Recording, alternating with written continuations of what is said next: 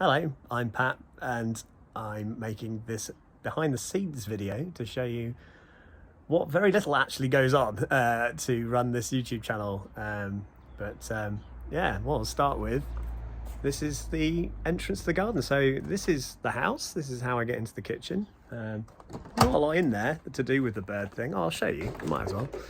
So if we go in, there's a little bit here. There's this little cupboard that has, you know, some badger food in it, some suet treats. That's like the overspill. There's another cupboard like that actually.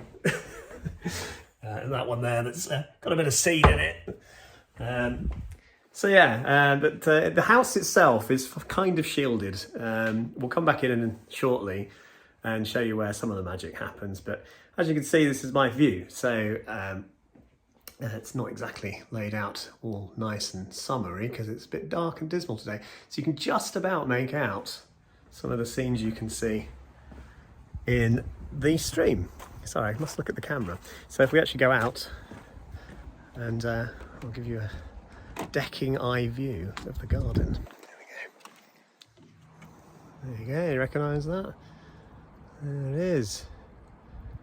There's the bird bath. You know, I've got a squirrel on there. It's completely dead. Oh, we're not going to see any wildlife. Oh, you got the stream for that. So now you can see where I go, and actually I can hear the ferals. Look, there they are. They're just waiting for me to come and put something I like down. Have they eaten all the sunflower hearts? I bet that's why. Yeah, probably. Right. So anyway, I'm halfway down the deck, and in this little space here is a door. You probably hear me open and shut it all the time. It's very straightforward. It's basically got all the food stacked up ready for me. Thankfully the rats haven't figured out how to actually break into the tubs. And also, if you look closely, let's see if I can, you've got the feeder graveyard there hanging up. There's a couple down there. I need to hang another screw actually and put a few more because tomorrow I'll have another one. I mean, it's not really a graveyard in that I do intend to use them again. You know, it's nice to switch things around, isn't it? But anyway, there you go. There's my little place where I pull out all the stuff. So it's nice and convenient. And also in there, I don't know if you can see, but there's a lot of wires. So actually, yes, before we go down and go to the view you know well, let's go and show you. It's really weird holding the camera the wrong way around here. But if I show you this sun lounger, sounds exciting, doesn't it? Sometimes has a cushion on it. It's not, it's actually hiding some of the main things, excuse me, that makes this work. So in here, this is very Heath Robinson, by the way. It was all done on a whim. I had one camera and then it got out of control and the whole thing's nuts. So yeah, this is where all the cables disappear under the decking. So in one of these boxes, for example, in this one, we have a 5-port switch, network switch there, power over Ethernet, so that powers 4 of the cameras. These are the 2 water features that are on what they're called Lightwave RF home automation system, which I'll show you a phone screenshot of how that works. If I pull that one off, it's going to cause a problem because I'll just have to muck about with wires. But there's another one here, which was when it started getting a bit more expansive. You can probably just make out as another switch in there, so I can accommodate another camera powered from there and another 4 without. The ferals are looking at me. So that's where the gubbin starts and ends in terms of networking. You know, like the technical side of where I'm kind of like fiddling to get things working when I put a new camera in, and then basically it all comes down here, down the place that you know well. Then you got the there's the wide view camera. There's the floodlight, the infrared floodlight. So that's what that looks like in context. And here you see some wires. I'm trying not to get my neighbour's garden in too much, but you can see they all kind of go along here. So you've got here, we've got the that's the squirrel feeder camera, and just below it is the bird bath one. And we walk along here, and you know this well. There it is. Ground feeder, and you can see the camera there, spray painted brown to to not put the birds off, because apparently they're put off by white things. So that's the original water feature. It's a bit of a mess. Sorry, it's always a bit of a mess, so I'm always cleaning it up. There's the other water feature. Just to butt in and give more detail, which I didn't give when I recorded this, the ground feed has been through a lot of iterations. It started life as a sort of raised bed that was there, surrounded by stones, that the previous owner had put in. It was just sort of mud and stone and grass. And I think I started ground feeding on the lawn, and I had the CCTV camera looking down at the bowls that I was putting out. And I realised that day after day, these animals were coming back. And I was kind of using a camera that I really wanted to have as a security camera. So I thought, well, maybe I should move a camera down to the ground somewhere. And I realised that that's the area that looked quite good. So it started life a little bit further away from where the camera is now, and it looked sort of across the raised bed, and I just sort of dumped food on the ground. But what I realised over time, especially doing it every day, is that food gets scattered everywhere, it goes off, the animals don't like it obviously when it starts going off, so I was digging it up constantly, getting all the old food out, throwing that away. It was horrific actually. And over time I just sort of tried to improve the system, as it were, so that I wasn't scrabbling around all the time. But it did mean digging the earth, until actually it was Helen B in the chat that suggested that I got a paving slab, and I thought that's just so obvious and brilliant. So I went to B&Q and got a paving slab, and I had a few days, or maybe a couple of weeks, can't remember now actually, it's all merged into one, with just the paving slab like on top of the mud. But then I realised the food was still going everywhere outside of the paving slab, so I got the edging stones that you see now, and now it's like a system that works. So although it's a bit messy around the edges and there's still mud the other side of the ground feeder, that's because the food, anything that goes over the edge, the birds and the other wildlife can see it, so they'll eat it.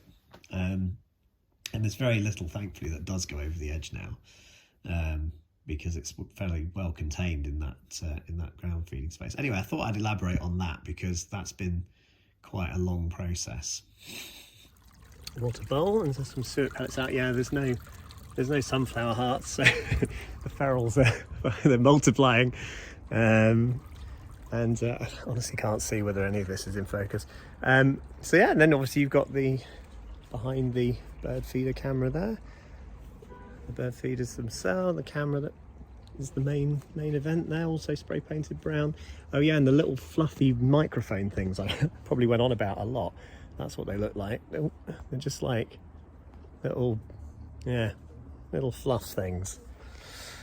That's it really. I mean, there's sunflowers. I'll tell you what else. So there's the peanut butter feeders, yeah, that aren't being used yet. So yeah, that's the general state of things. I think the feral pigeons there's 8 of them now. I think that perhaps if I stay down long enough, they'll peck me to death, so I'll just get up. So if we carry on up here, we can see the other thing that hasn't really done anything yet, but just above the lobby thing there is the Nestbox and the little feeder of suet pellets that's trying to encourage some birds to notice that it's there. Now the reason it's quite close to a surface, which I didn't really want, but I ran out of cable for a start, and I don't have a step ladder big enough. I've got a 5-step step ladder, and that was as high as I could reach. You can tell it's like, where do I come up to? It's quite way above my head. I mean, it's 2.5 meters up. That's as far as I could reach. And I was burying a cable in the ground here between so you can see the cables running down between the bird box and the garage. Sorry, I'm very disorientated if it comes up. It's the garage, so the camera that looks at the bird box is up there, not that one, but the one at the top. Well, I did a cut. I was going to do this all in one take, but I realised I'd really given away my location in a bit that I did after that. So yes, anyway, we're down the path where the bird box is. I'm underneath the little porch thing, and what we'll do is walk to the garage. So keep this relatively like that. There we are. So we're in the garage now. This is where you could say the magic happens. So it is tidy. This is the version of the garage that is not a complete mess. That's all right. So this is where every week or so, maybe 2 weeks, if I need to refill those tubs you saw in the decking, there's the various suet cakes and suet pellets and squirrel food. Tumble dryer. Don't need that for the stream particularly. I haven't had to dry out any wildlife. I wouldn't do that in a tumble dryer anyway. That'd be horrific. So anyway, on top of the tumble dryer are these two computers, and the one that you can see there on the left is the wildlife feeding multi-stream, and the one on the right is the Nestbox multi-stream, and they just sit there all day, every day, making very little noise, doing their thing for you. So it's just completely away from my house. There's obviously some gubbins coming in there, some switches and some network gear, and it's all very, you know, whacked together. So I suppose there is one more thing I can show you, and I'll do that in another take in a sec. Right, so we're back in the kitchen, and there's really very little else to show you other than if I just sort of whiz through the house. What you might, I mean, a lot of people when I'm working, which is, you know, becoming rarer because of this project, I can't stop myself. But this is basically my little office, and this is where I test things. So there's the Nestbox for the squirrels that I'm not sure about yet. I've got a couple of cameras there that don't really suit it. I've got one on order from China, and then this is the main PC where I just remote, if I want to, sort of remotely control those two computers you saw in the garage. So you've obviously got the wildlife stream there. I can change the volume of the various, you know, inputs, and the same for the Nestbox one. Or I can say like go to night mode and then switch it over. But I don't do that manually every day. That's an automatic thing in the software, thankfully. That's about it. I mean, apart from I'm quite out of breath. Apart from the like how the water features come on and off and things like that, and the light, that's about it. So I'll just quickly whiz you through that. It's a bit technical. And that's it really. That's behind the scenes in 10 minutes or so. Marvellous. So we're back at this place, and if I stick my phone in front of this, you can get an idea of how this home automation system works. So I have got the whole house on here, but so there we are. There's a couple of water features. I've got the garden lights. You remember sometimes I go down and check out the state of things, so I can just switch those on and off, turn that off, or I can dim them up and down obviously. And like with the water features, so you've got these two that are blue. If you look, if I turn number one off, goes orange, the water stopped going. Everyone will wonder what's going on.